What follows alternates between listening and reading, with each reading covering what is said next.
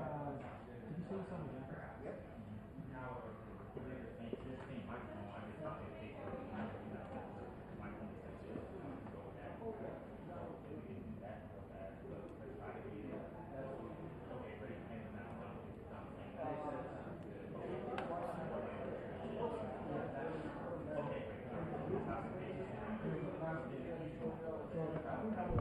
This one's not yours in the back. What? Jacket? No, what jacket? What's over there? Oh. I think it's the one I folded up out there on the floor. It's probably out there.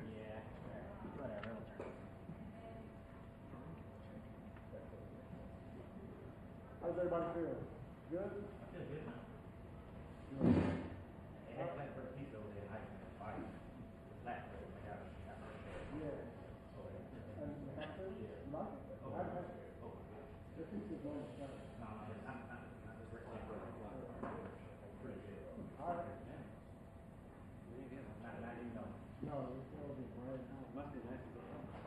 Alright, so the four marks were YouTube's. Roll with me. So, Please. before you take them, number one is the red one. Okay. Everything else is numbered. Okay. They're locked to have the power on already. So, do you have a specific side that you want 1 and 2 and 3 and 4 to be on? They're going to mix them up anyway. They're going to mix them up anyway. Yeah. So, I'm just going to turn them off on the board per thing, and when they say questions, I'm going to turn them back on the board. Yep. All the mics will be hot. Yep. That's fine. Yeah, that works. Okay. And then you'll turn off the ones that's not being used at that time.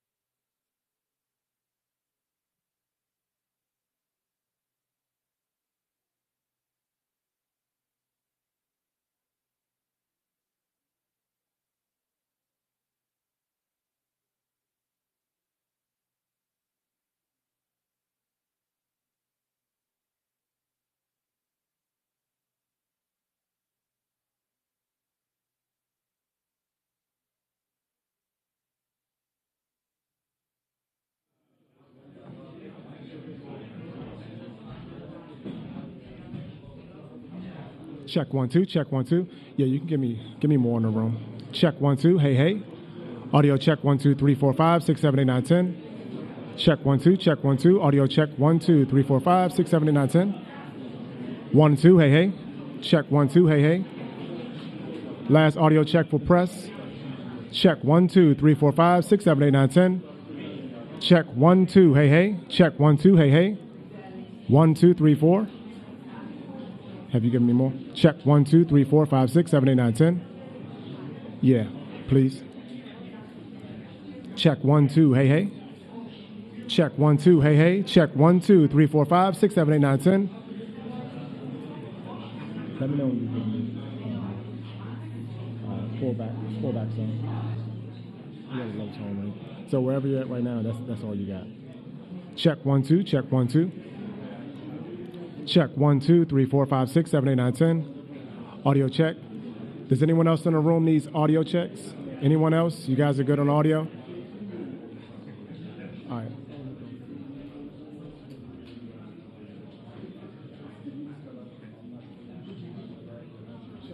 Check 1 2 3 4 5 6. Check 1 2. Hey hey. Check 1 2 3 4 5 6. Check 1 2. Hey hey. Audio check 1 2 3 4 5 6 7 8 9 10.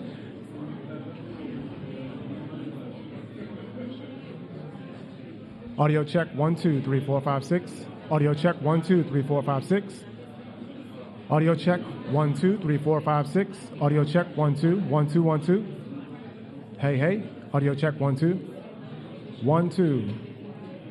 All right. Check 1 2.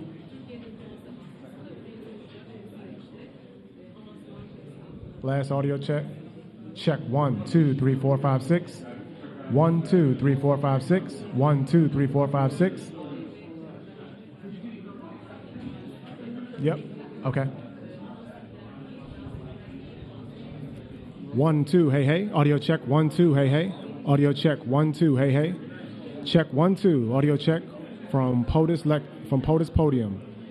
Audio check 1 2 3 4 5 6. Check 1 2 3 4 5 6. 1 2. Let me know when you're good to go. 1 2. Hey hey. Audio check 1 2. Hey hey. Check 1 2. Hey hey. Audio check 1 2 3 4 5 6. Check 1 2 1 2 1 2.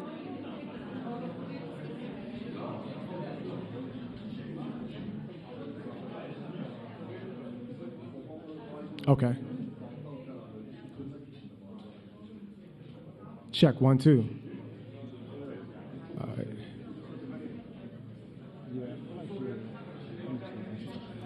Check 1 2. Hey hey. Audio check 1 2 3 4 5 6 7 8 9 10. Check 1 2. Check 1 2 1 2. Hey hey hey hey. Yeah, that sounds good.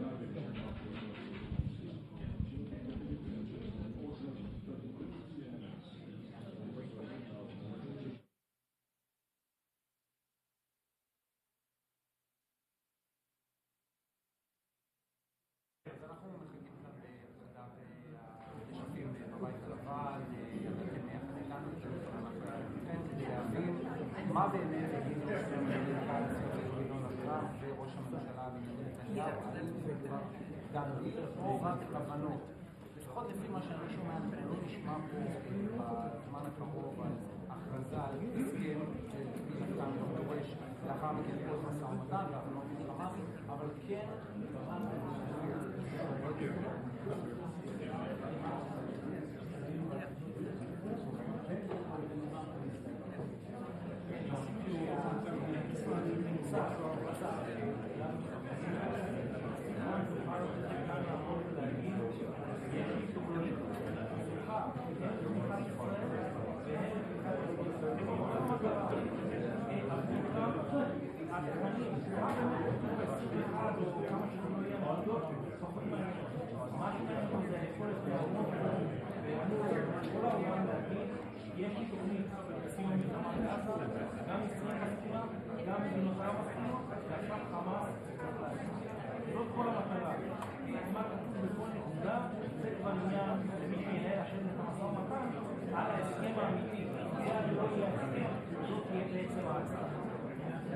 דני אולי עוד נקודה אחת שחשוב מאוד להדגיש בזמן שאנחנו מקפידים, דווקא ברמה של שכולם גם אתה, גם ברן, כל מי שבשביל משפחות חלקים, כולל עכשיו, שאומרות רגע, מתי שכבר בטח שבהסכם הזה בהסכם 21 הנקודות מדובר על שכות 48 שעות,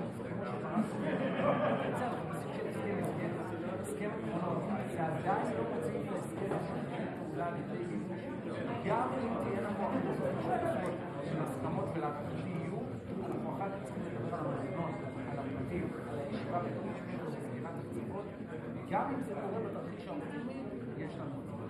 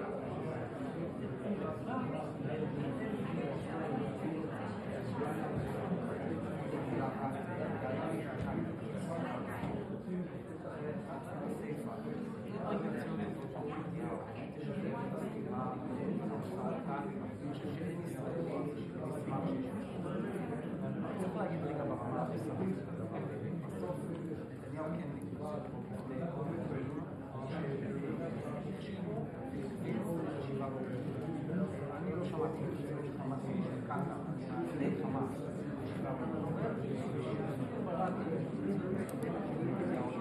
גם בתזכיר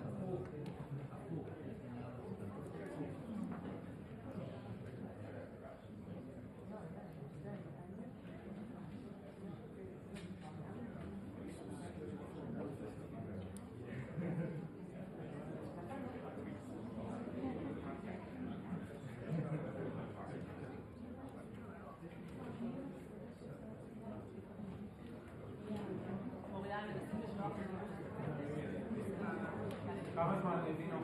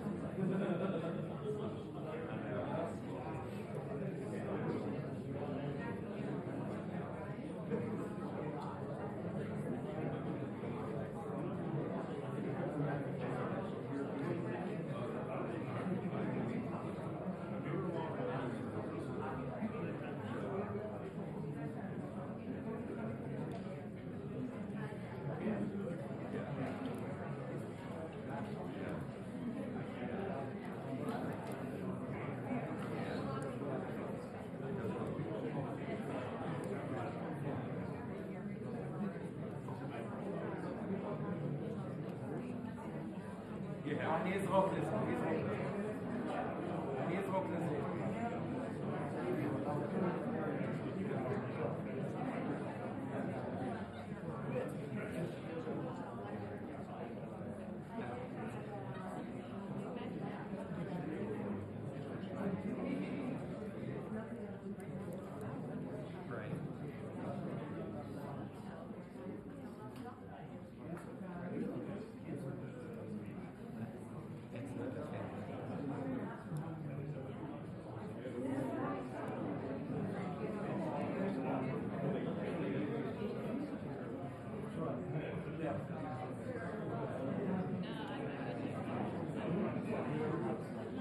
נכון, קודם כל בוא נראה את התמונה. התמונה מספרת אולי את הסיפור יותר מכל, זה עולה בחשבון הטוויטר הרשמי של הבית הלבן. אותה שיחה טלפונית של טראמפ, נתניהו וראש ממשלת קטאר, אתה יכול לראות את זה עכשיו על המסך. ועכשיו אני יכול להעביר לך את הציטוטים, את הדברים שאמר נתניהו לקטארי, אלו הציטוטים. אדוני ראש הממשלה, אני יודע שאתה, אדוני ראש הממשלה, אני רוצה שתדע שישראל מתחרטת על התקיפה של אחד מהאזרחים שלכם שנהרג בתקיפה שלנו. אני רוצה להבטיח לך שישראל כיוונה לחמאס, לא לקטאר.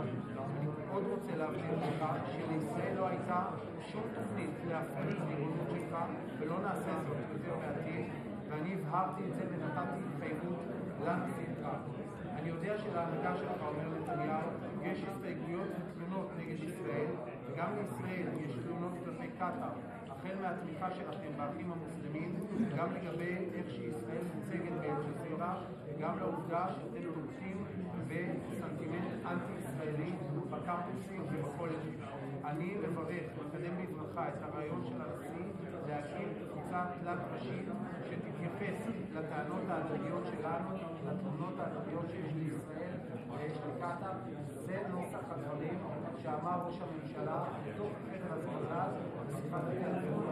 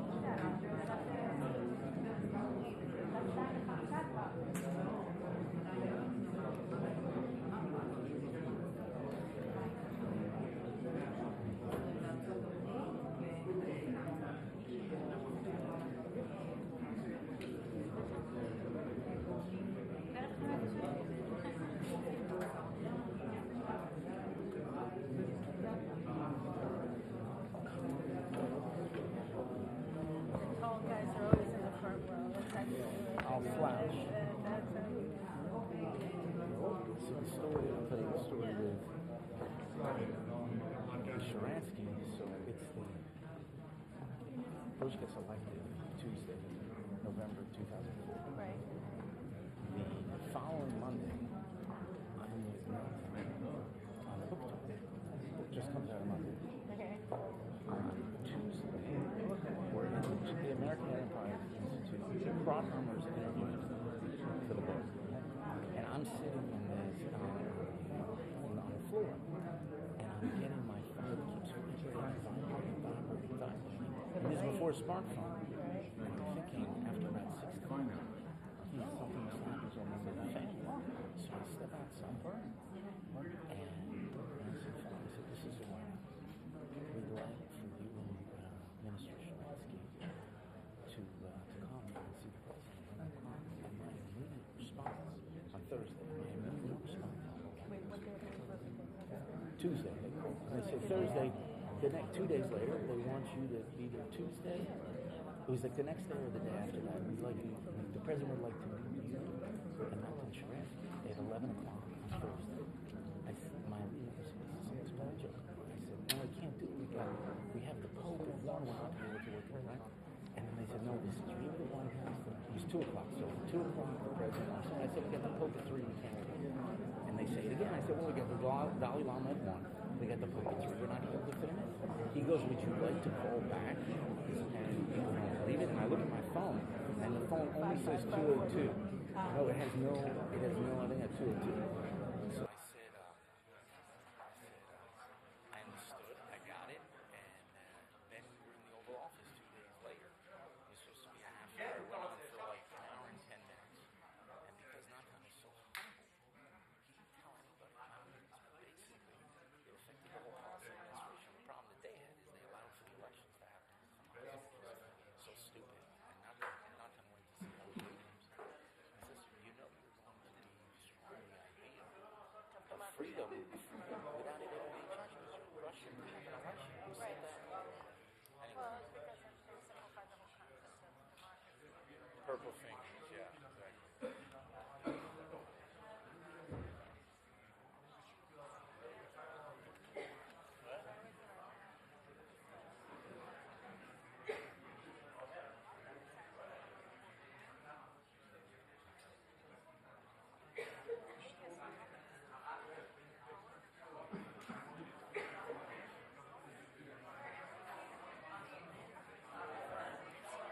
That means he never met a right wing reporter.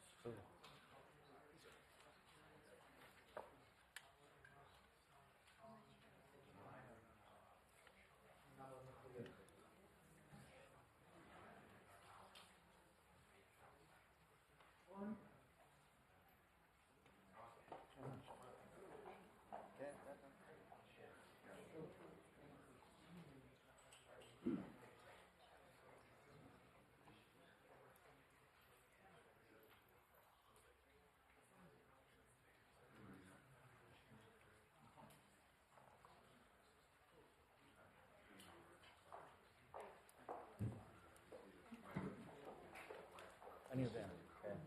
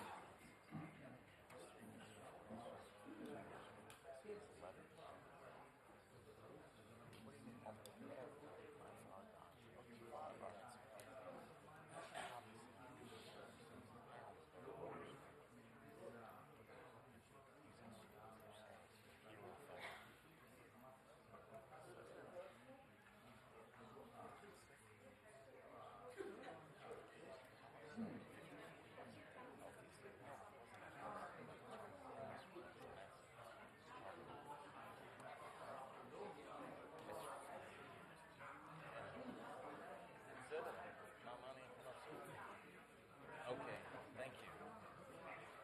We'll see what happens. Thank you for listening. Thank you for your attention to this matter. Okay. The people of Israel, thank you for your attention to this matter.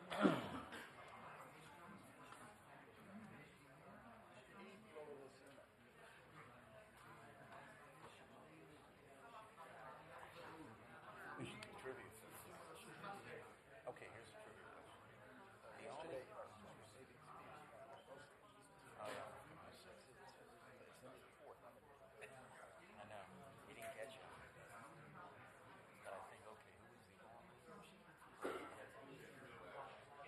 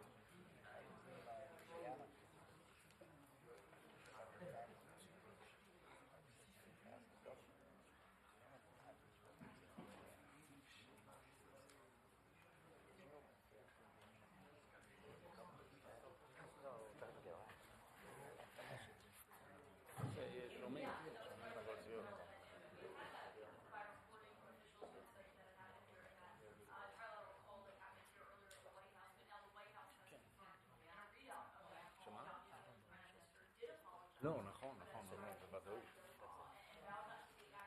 לא, זה...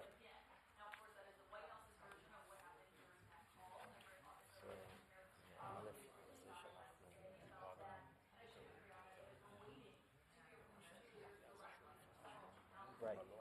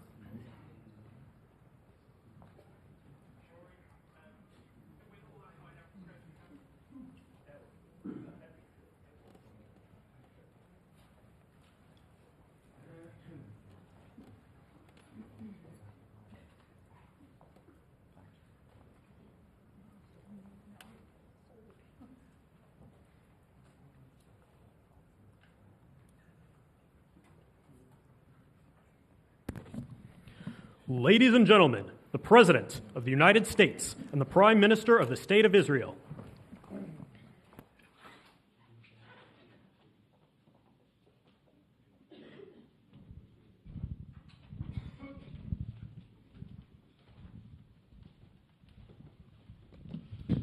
Thank you very much, everybody.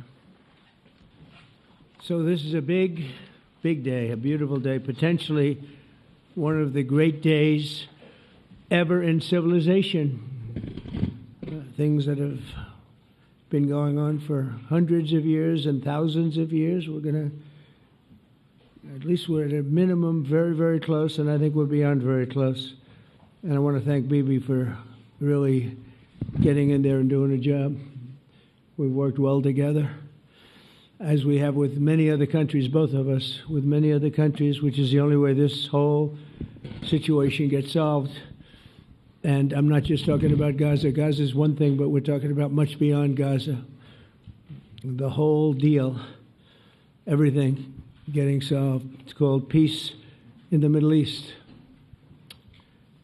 So today is a historic day for peace, and Prime Minister Netanyahu and I have just concluded an important meeting on many vital issues, including Iran, trade, the expansion of the Abraham Accords, and most importantly, we discussed how to end the war in Gaza, but it's just a part of the bigger picture, which is peace in the Middle East, and let's call it eternal peace in the Middle East.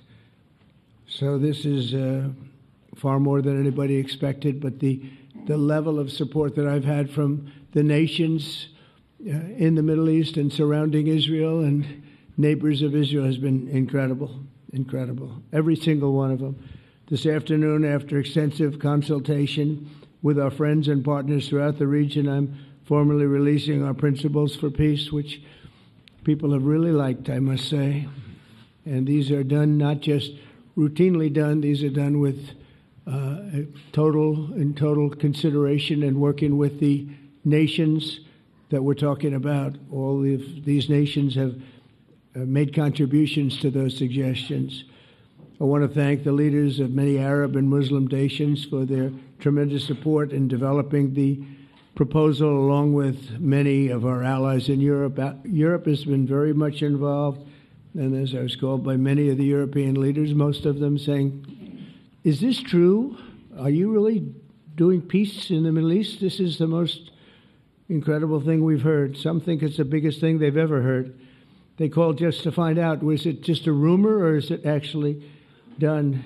And then they said, have you spoken to the Arab leaders? Have you spoken to all of the other leaders that we have to get? A lot of people involved in this one.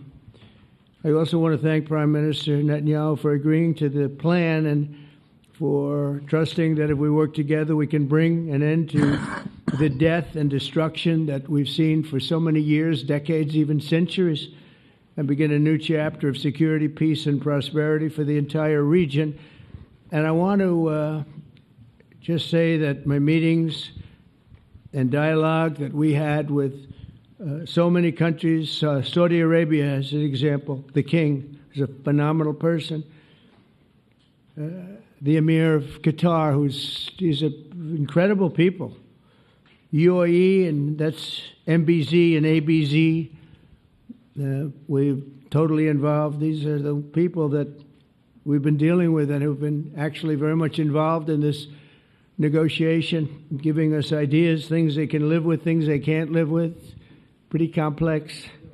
I mean, after 2,000, 3,000 years, whatever it is, I guess it's got to be a little complex, or it would have been done a long time ago. The King of Jordan was with us, as you know, in the United Nations. The President of Turkey, President Erdogan, is a friend of mine, a strong man, but a good man. President of Indonesia, somebody who's an amazing leader, Prabowo. He is an amazing leader and respected by everybody. He was in the room with us. We were together with most of these people that I'm mentioning. Others were by phone or the next day. The Prime Minister and the Field Marshal of Pakistan, they were with us right from the beginning. Incredible. In fact, they just put out a statement that they fully believe in this pact. It just came out just as I was walking around. They said, "Sir, you have a big notice from the Prime Minister of Pakistan and from the Field Marshal that they back this 100%. President El-Sisi of Egypt, who's terrific. And these are people I've gotten to know over the years. I mean, I would say it started around 2015 and then went into 2016 when the presidency officially began. But I've known him actually for a long time, and there are many cases really great men. I can't say in all cases, but I will tell you in many cases they're great men and some great women too. They tend to be mostly men, however, I will say that. But if accepted by Hamas, this proposal calls for the release of all remaining hostages immediately, but in no case more than 72 hours. So the hostages are coming back, and I hate even saying this from the standpoint, doesn't sound right, but it is so important to the parents. The bodies of the young men, I believe in almost all cases, the young men are coming back immediately. I met with parents. The parents felt as strongly about getting the body of their dead boy back as they did as though the boy were alive and well. It's so important to them. And it means the immediate end to the war itself, not just Gaza. It's the war itself. Under the plan, Arab and Muslim countries have committed, and in writing in many cases, but I actually would take their word for it. The people I mentioned, I'd take their word for it. To demilitarize Gaza, and that's quickly. Decommission the military capabilities of Hamas and all other terror organizations. Do that immediately. And we're relying on the countries that I named and others to deal with Hamas. And I'm hearing that Hamas wants to get this done too, and that's a good thing. And destroy all terror infrastructure, including the tunnels, weapons, production facilities. They have a lot of production facilities that we're destroying. They'll also help train local police forces in the areas that we're discussing right now, in particular in and around Gaza, working with the new transitional authority in Gaza. All parties will agree on a timeline for Israeli forces to withdraw in phases. They'll be withdrawing in phases. No more shooting, hopefully. As progress is made toward achieving these goals, Arab and Muslim nations need to be allowed the chance to fulfill these commitments of dealing with Hamas. They have to deal with them because they were the one group that we have not dealt with. I haven't dealt with them. But the Arab countries are going to, and Muslim countries are going to be dealing with Hamas, and I believe they've already been there. I think they probably have an understanding, and they haven't maybe mentioned that, but I would imagine they do. Otherwise, they wouldn't have gone as far as they've gone. If they're unable to do so, then Israel would have the absolute right and actually our full backing, the U.S. full backing. Marco's here, and a lot of our leaders are here, our great Vice President, Susie Wiles, Steve Witkoff, Jared Kushner. They've been so involved in this process. I don't think anybody else could have done it or even come close. But it's we're right there. We're right there. First time in thousands of years, I think you can probably say, if you really look into it, if you study back, if you're a scholar, you would say thousands of years. Israel would have my full backing to finish the job of destroying the threat of Hamas. But I hope that we're going to have a deal for peace. And if Hamas rejects the deal, which is always possible, they're the only one left. Everyone else has accepted it. But I have a feeling that we're going to have a positive answer. But if not, as you know, Bibi, you'd have our full backing to do what you would have to do. Everyone understands that the ultimate result must be the elimination of any danger posed in the region, and the danger is caused by Hamas. The tyranny of terror has to end, and this is, again, something that we're looking for. This is eternity. This is for forever. To ensure the success of this effort, my plan calls for the creation of a new international oversight body, the Board of Peace, we call it, the Board of Peace, sort of a beautiful name, the Board of Peace, which will be headed, not at my request, believe me, I'm very busy, but we have to make sure this works. The leaders of the Arab world and Israel and everybody involved asked me to do this, so it would be headed by a gentleman known as President Donald J. Trump of the United States. That's what I want, is some extra work to do, but it's so important that I'm willing to do it, and we'll do it right, and we're going to put leaders from other countries on, and leaders that are very distinguished leaders, and we'll have a board, and one of the people that wants to be on the board is the UK former Prime Minister, Tony Blair, good man, very good man, and some others, and they'll be named over the next few days, and it'll be quite the board. Working, everybody wants to be on it now. I don't know if that had anything to do. They named me and everybody else wanted to be on it. I guess they figure, well, he's a soft touch. He'll be easy to deal with. Working with the World Bank and others, it will be responsible for recruiting and training a new government that will be made up of Palestinians along with highly qualified experts from all around the world. Hamas and other terrorist factions will play no role in the board, but they'll play no role in the governance of Gaza at all, directly or indirectly. As you know, thousands of Hamas leaders have been killed and soldiers have been killed. And we can never forget October 7th, but thousands have paid the price for that. And now it's time to get our hostages back and get back to trying to build something that's really great and very important. In our meeting today, Prime Minister Netanyahu was very clear about his opposition to a Palestinian state. And he continuously mentions October 7th, and I understand that. Most people do.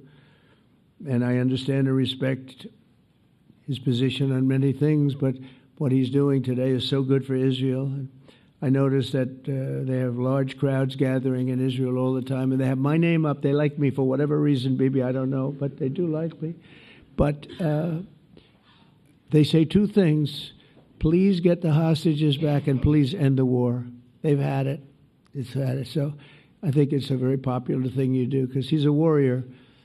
He doesn't know about getting back to a normal way of life, but he is a warrior, and Israel's lucky to have him.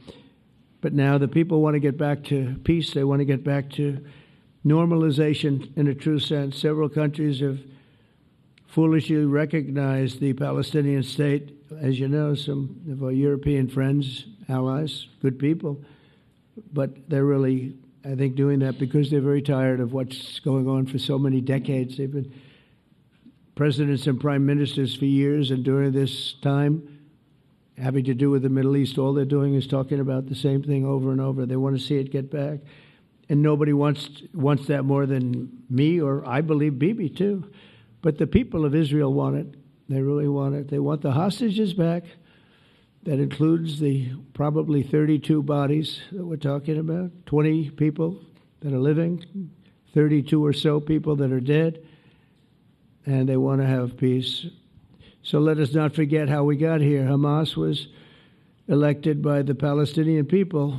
Israel withdrew from Gaza thinking they would live in peace. Remember that a long time ago? They withdrew. They said, you take it.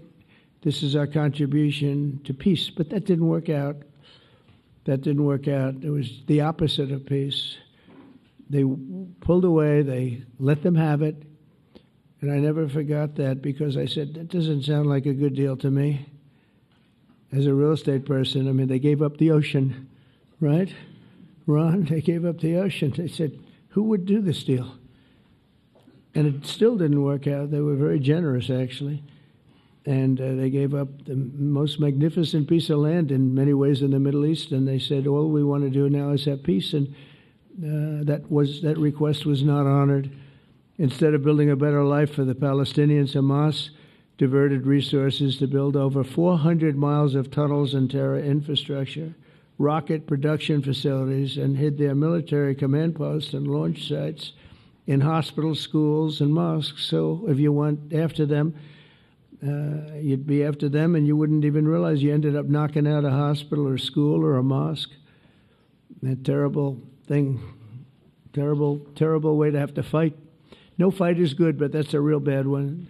So there are many Palestinians who wish to live in peace. Many. I've seen so many of them, and they have support. And I challenge the Palestinians to take responsibility for their destiny, because that's what we're giving them. We're giving them responsibility for their destiny, fully condemn and prohibit terrorism and earn their way to a brighter future. They don't want the life that they've had. They've had a rough life with Hamas. If the Palestinian Authority does not complete the reforms that I laid out in my vision for peace in 2020, they'll have only themselves to blame. We're giving them an amazing footprint, and they have amazing support from the leaders of the Arab world and the Muslim world, the great leaders. These are great leaders. These are unbelievable leaders that have built great countries and very wealthy countries. What the future holds for the Palestinians, no one really knows, but the plan that we put forward today is focused on ending the war immediately, getting all of our hostages back, getting everything back. Hard to believe when you even say it. And creating conditions for durable Israeli security and Palestinian success. Israeli security is going to be involved. We're going to help you. We'll be there with you in terms of helping with security. We want to make sure it works. We just want to make sure it works. There shouldn't be a shot fired. Now, there will be, I guess, because that's the way it seems to be, but they shouldn't have to be within a few days. There shouldn't have to be a shot fired. Maybe for eternity. Wouldn't that be nice? I hope it's true. I can tell you the leadership of that region feels that there's a good chance of it being true. So this will lead to this agreement that we're talking about will lead to a sustainable long-term peace. No president in history has been a greater friend of the state of Israel than I have, in addition to negotiating the Abraham Accords. I like to say it that way because the real people, that's what they call Abraham. I would say Abraham, but it's so much nicer when you say Abraham. So much more elegant. But the Abraham Accords, they're amazing. Jared, you did that along with your group of geniuses, and nobody thought that could be done. We have 4 countries, and Sleepy Joe Biden didn't do a thing. He didn't even know what the hell they were. He should have had them fold up. But I think this will also lead to packing them. And who knows, maybe even Iran can get in there. I hope. We hope we're going to be able to get along with Iran. I think they're going to be open to it. I really believe that. But they could be a member. I long ago said, I'll bet you at some point Iran will be a member of the Accords. And little did I realize it was going to take this turn. That was some turn we did with the B-2s. But I think they might very well be there because it's a great thing for them economically. I recognize the eternal capital of Israel. I opened the American embassy in Jerusalem. That was something that everyone said would never be done, could never be done. Virtually every president for many, many years, for decades, would campaign on making Jerusalem the capital of Israel. They campaigned on it over and over. Is that right, Steve? Is that right? Everyone, and when they got to it, and I understand why now, because it was so. When I got to office, I campaigned on it too. I said, we're going to make it. And then I'd get calls from the leaders of various countries saying, please don't do it, please don't do it. It'll end the whole world, please don't do it. And finally, I just didn't say anything, and I did it. People were calling me before I did it because they heard I was going to do it, and leaders of countries were calling me, and I think it was on a Thursday that I did it, and they'd call me Monday, Tuesday, Wednesday, 3-4 times a day, and I said, tell them I'll call them back on Friday. And I announced it on Thursday, and I called them back, the biggest people in the world, and they said, "You've done it." I said, "Done what?" "You've made the capital of Israel, Jerusalem, and we wanted to talk yet." I wish you called me a little sooner. Maybe I could have done something about it.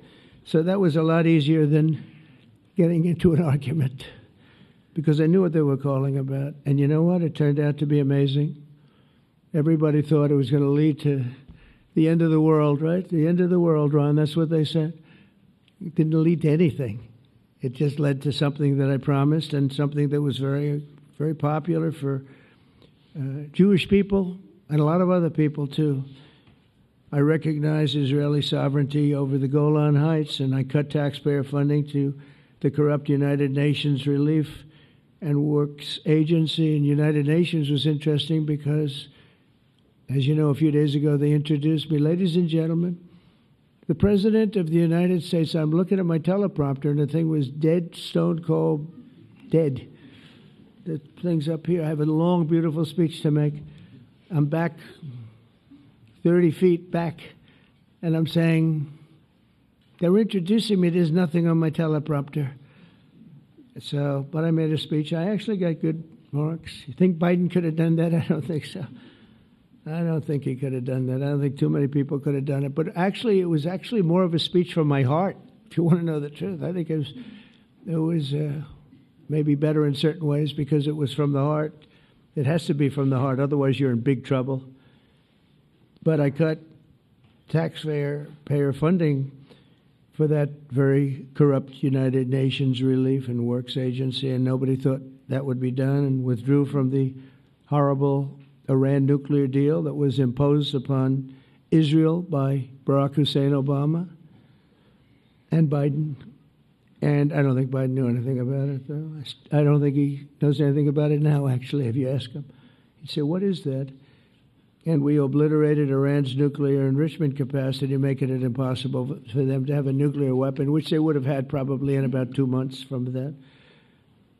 But I've never asked Israel to compromise its security, but we had big, strong talk. Nobody's been better to Israel. No president's been better to Israel than Donald Trump.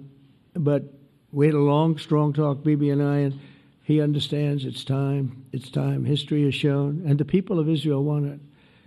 And the people of the Middle East want it. The people of enemies of Israel want it. But they don't have really too many enemies right now. And you know what? Many countries have gained great respect for Israel, for the way they fight, for the job they do, including me. I had respect anyway, but they gained respect. History has shown us that those who have relations with Israel have thrived, while those who have devoted resources and attention toward the destruction and even annihilation of Israel have languished. They haven't done well.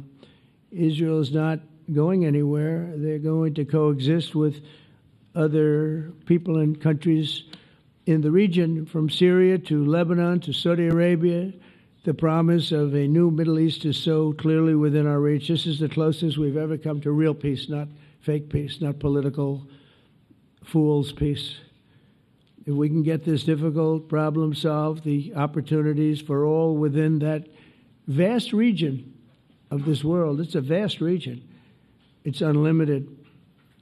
The Abraham Accords show that all countries are better off when they communicate and work together and embrace new opportunities. I hope Jared and Steve and Susie and Marco and JD, we have great people. I hope you guys are going to work very hard to get these other countries in, because now they have no excuse. There's no longer an excuse. They were somewhere hesitant. And I tell you, the 4 countries that went in, I give them tremendous credit, and it's worked out incredibly well for them. In the same spirit, I'm pleased to report that earlier today we took another important step toward greater understanding in the region. A short time ago, we had a historic phone call in the Oval Office with Prime Minister Tani, who's really a great person. So we had a great talk, and I was on the phone, and Bibi was talking. Prime Minister Al Thani was of Qatar, was they really had a heart-to-heart conversation. It was a great conversation, I thought. It was productive. It was everything that you need to have something turn out to be successful. And I want to thank Bibi, and I want to thank the Prime Minister. It was fantastic. We agreed to launch a formal trilateral mechanism between Israel, Qatar, and the United States to begin a dialogue to enhance mutual security, correct misperceptions, and avoid future misgivings. And I want to thank Qatar, its leadership, and the Emir. He's a fantastic person. I think, I'm going to be his public relations man because I know him differently than a lot of people know him. But he wants peace. He wants to see peace. And his people, and they really acknowledge the critical role that they've played as mediator. And again, we're not quite finished. We have to get Hamas, but I think they're going to be able to do that. So now it's time for Hamas to accept the terms of the plan that we've put forward today. And again, this is a different Hamas than we were dealing with because I guess over 20,000 have been killed. Their leadership has been killed 3 times over. So you're really dealing with different people than we've been dealing with over the last 4 years, 5 years. Everyone has done their part and come to the table in good faith. Our Arab and Muslim partners are fully prepared to step up and fulfill their commitments for the benefit of the people of Gaza and the entire region. They're willing to step up and do a lot. They really are. There are a lot of good people involved. Everybody who wants to see an end to the violence and destruction should be united in calling for Hamas to accept the extremely fair proposal so that we can end the war and get us back our hostages right now and have everlasting peace. And I look forward to having relationships with everyone. As the chairman of the board, I'll be involved, and we'll have meetings with some very smart people that'll be working over there to make sure that we haven't just been wasting time with an agreement that doesn't get done. The task of building peace will not be easy. There are some of the hardest problems in the world to solve, and that's why it's been going on for so many centuries. But too many lives are at stake not to try, and this is more than a try. I mean, I think this is something that gets done when you have virtually every country, and these are powerful countries that have a lot of money, and the money can make things happen. A lot of countries try, and they don't have any money. These are very rich countries that can make things happen. So together we'll forge a much safer and more hopeful future for everybody, including Israel. And I want to thank Prime Minister Netanyahu for his partnership, and I want to thank all of the leaders, the kings and the emirs and the presidents and prime ministers, people I mentioned. And they've been absolutely fantastic to work with, and it's just happened very quickly. It's happened from a couple of weeks before I had a couple of meetings, but a couple of weeks before we went to the United Nations, and we had some incredible meetings. It all came to place. It all took place, and everybody wanted to be a part of it. I don't have anybody that's saying we don't want anything to do with it. It's just the opposite. And I'll tell you, a couple of years ago, a year ago, I don't think we would have had this kind of participation, Mr. VP, right? I don't think we would have had. It's been amazing. The participation was 100%. Everybody wants to be a part of it. And everybody, those very strong countries, everybody wants it to work. So, Bibi, congratulations on this. I think this will be your crowning achievement, frankly. If this all works out, we think it will. It's going to be your crowning achievement, and I want to thank you very much for being here. Thank you. Please. Thank you. Thank you. Mr. President, first I want to thank you for graciously hosting me once again in the White House. And second, I want to thank you for your friendship and for your leadership. From Jerusalem to Tehran, from the Golan Heights to Gaza, you've proven time and again what I've said many times. You are the greatest friend that Israel has ever had in the White House. And Mr. President, you and I both know it's not even close.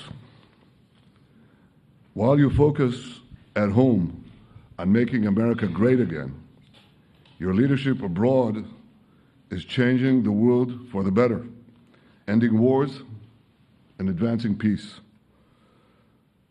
I believe that today we're taking a critical step towards both ending the war in Gaza and setting the stage for dramatically advancing peace in the Middle East, and I think beyond the Middle East, in very important Muslim countries. I support your plan to end the war in Gaza, which achieves our war aims. It will bring back to Israel all our hostages, dismantle Hamas's military capabilities, end its political rule, and ensure that Gaza never again poses a threat to Israel.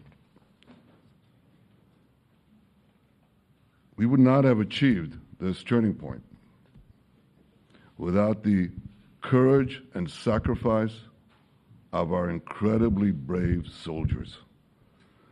They fight like lions to defend the people of Israel, and they serve on the front line in the war between civilization and barbarism.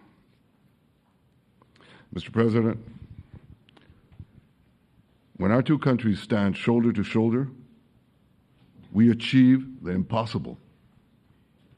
Just a few months ago, in Operation Rising Lion and Operation Midnight Hammer, we struck a decisive blow against Iran's nuclear and ballistic missile program.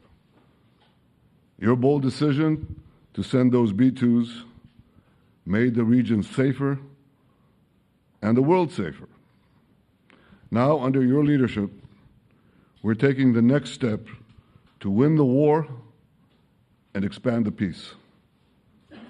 Your plan is consistent with the 5 principles my government set for the end of the war and the day after Hamas. Everybody asks, what is your plan for the day after Hamas? Here's our plan. Passed it in the cabinet. All our hostages, both those who are alive and those who died, all of them will return home immediately. Hamas will be disarmed. Gaza will be demilitarized. Israel will retain security responsibility, including a security perimeter for the foreseeable future. And lastly, Gaza will have a peaceful civilian administration that is run neither by Hamas nor by the Palestinian Authority. If Hamas agrees to your plan, Mr. President, the first step will be a modest withdrawal, followed by the release of all our hostages within 72 hours. The next step will be the establishment of an international body charged with fully disarming Hamas and demilitarizing Gaza. I appreciate your willingness to lead the body, Mr. President. I really appreciate it because you have a lot of things to do, and this is important. And it reflects the confidence that this will give everyone, that things will be followed up on all the commitments made. The fact that you're taking this on, I think, helps a lot to make sure that everything flows in the direction that we want. Now, if this international body succeeds, we will have permanently ended the war. Israel will conduct further withdrawals linked to the extent of disarmament and demilitarization, but will remain in the security perimeter for the foreseeable future. I think we should understand that we're giving everybody a chance to have this done peacefully, something that will achieve all our war objectives without any further bloodshed. But if Hamas rejects your plan, Mr. President, or if they supposedly accept it and then basically do everything to counter it, then Israel will finish the job by itself. This can be done the easy way, or it can be done, but it will be done. We prefer the easy way, but it has to be done. All these goals must be achieved because we didn't fight this horrible fight, sacrificed the finest of our young men to have Hamas stay in Gaza and threaten us again and again and again with these horrific massacres.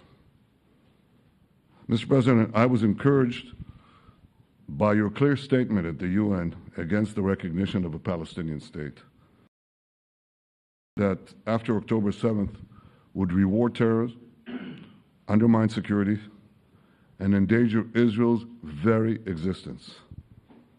As for the Palestinian Authority, I appreciate your firm position that the PA could have no role whatsoever in Gaza without undergoing a radical and genuine transformation. In your 2020 peace plan, which you mentioned just now, you made clear what that transformation requires. It's not lip service. It's not checking a box. It's a fundamental, genuine, and enduring transformation.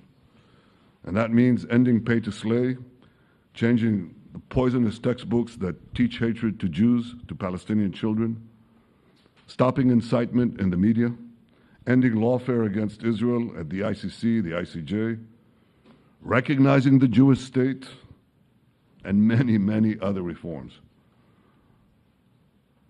It won't come as a surprise to you that the vast majority of Israelis have no faith that the PA Leopard will change its spots. But rather than wait for this miraculous transformation, your plan provides a practical and realistic path forward for Gaza in the coming years, in which Gaza will be administered neither by Hamas nor the Palestinian Authority, but by those committed to a genuine peace with Israel. I think this can be not only a new beginning for Gaza, I think it can be a new beginning for the entire region. Under your leadership, we can re-energize, well, I've got to contribute my own, we can re-energize the Abraham Accords. That's what it's called in the original Hebrew, Abraham. Abraham is fine, Abraham, however you want to call it. Under your leadership, Mr. President, we can re-energize the Abraham Accords that we forged 5 years ago. We can expand them to many more Arab and Muslim nations that choose moderation over extremism. I think there's an opportunity here. It's not going to be easy. It's tough going. But I think if we succeed, you're absolutely right. We're going to open possibilities that nobody even dreamed of. But I think we dream of them. As you've told me, Mr. President, and you've told the world many, many times, you said, remember October 7th. Remember October 7th. And we do. We will never forget the horrors of October 7th, and we will do whatever is necessary to make sure they don't happen again. Since October 7th, Israel's enemies have learned a hard truth. Those who attack us pay a heavy price, but those who partner with us advance progress and security for their peoples.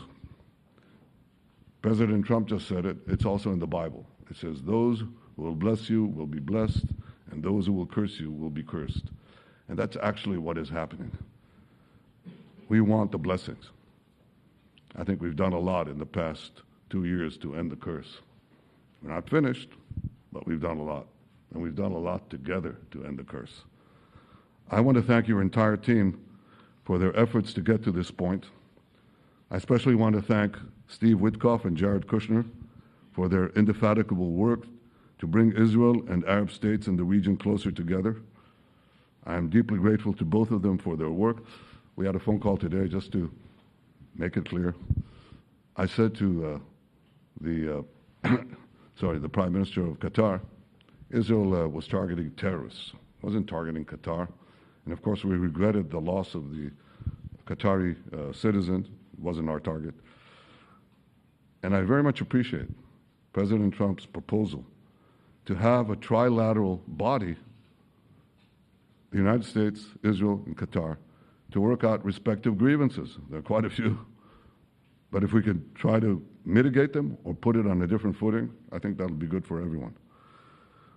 Above all the people, the fine team, and many helpers who've done this, I want to thank you, Mr. President. History has already shown that under your leadership, Israel and America can change the face of the Middle East. And today I'm hopeful that your plan to end the war in Gaza will do so again and do so soon. It will free our hostages end Hamas's tyranny in Gaza, and enable a more secure and prosperous future for the peoples of our region. Thank you, Mr. President. May God bless America. May God bless Israel. May God bless the indispensable alliance between our countries. And may I add in Hebrew, G'mal Chatima Tova, may we all be inscribed in the book of life. Thank you. Thank you very much, Bibi. So I think while we wait for these documents to be signed and get everybody in line, I think it maybe is not really appropriate to take questions. I'm meeting with, as you know, a couple of Democrats in a little while about the country, about keeping our country open. They're going to have to do some things because their ideas are not very good ones. They're very bad for our country. So we'll see how that works out. But this is something that was really historic today. This was something that was amazing. I think, Bibi, I mean, depending on you, I think while we're waiting for signatures and waiting for approvals from a lot of different countries that are involved in this, we probably shouldn't take questions? Or would you like to take a question or two from perhaps a friendly Israeli reporter, if there's such a thing? That's a very, very tough proposition. But I would think, Mr. President, that I would go by your instinct that this is, we'll have enough time for questions. Let's settle the issue first, I think. Thank you very much, everybody. Thank you.